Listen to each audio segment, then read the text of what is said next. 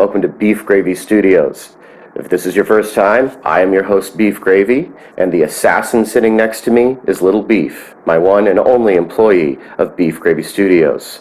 Today, we are going to discuss 3 forgotten games, because with all the lists that come out about games that are hidden gems, these 3 tend to get overlooked, and today, I'm going to change that. Little Beef, your take? The light is too much in this room. Well, we can't record in the dark.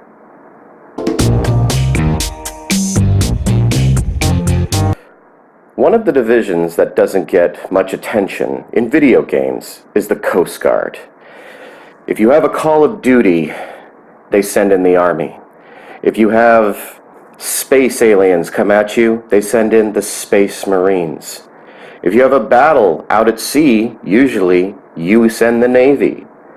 But the Coast Guard doesn't get a lot of attention. But today, we're going to cover one of the few games where the Coast Guard saves the day. Little Beef, your take? There's too many people in Coast Guard. The Coast Guard would disagree. Out in the Bering Strait, the Russian whaler, known as the Eastern Spirit, is taken over by some strange invaders. A Navy SEAL team is deployed, but they are quickly dispatched. The Coast Guard is the only one in the area to respond, and that crew is quickly whittled down to one Tom Hansen.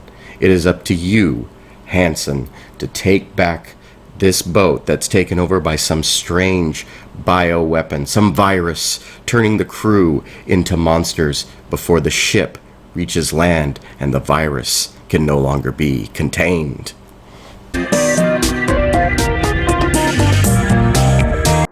Our next game is Extermination. Extermination takes place out in the Arctic, and when you're not fighting monsters that look like Resident Evil knockoffs, you're fighting the cold.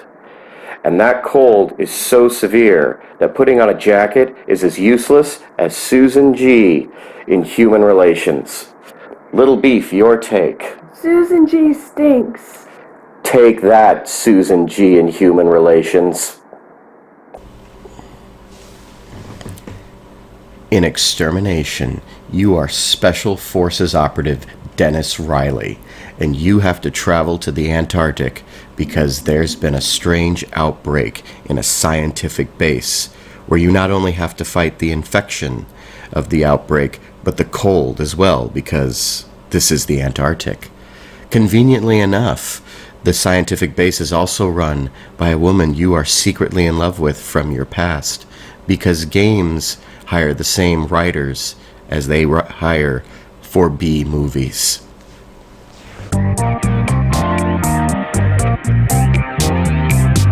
For our last game, we're going to cover Dino Crisis 2.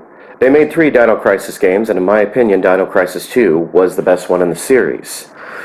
Dino Crisis, in my opinion, was a better Jurassic Park game than Jurassic Park, the game. Little Beef, your take? Dino Crisis is now a ripoff.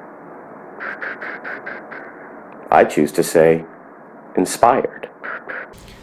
Since going out to an island and making a bunch of dinosaurs out there would get you sued, Dino Crisis takes the route of super science. A strange wormhole has opened up and sent a city and its surrounding countryside back in time, along with 3 United States Army operatives, conveniently enough.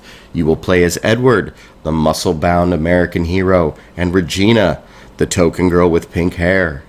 As they have to fight through these lands of dinosaurs, you actually get a multiplier for killing dinosaurs in succession, which is kind of a bummer considering they'd probably be in awe of seeing dinosaurs, but considering the dinosaurs are trying to kill them, it's kind of understandable. Anyway, there's 3 Dino Crisis games. Check out the second one. As a fun side note, Dino Crisis 3 took place in space, but it's not as fun as it sounds.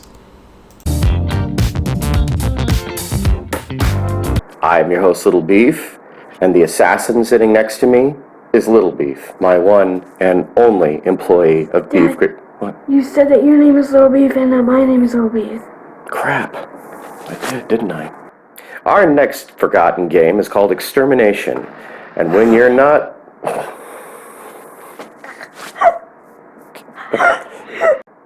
Our next action game is called Extermination.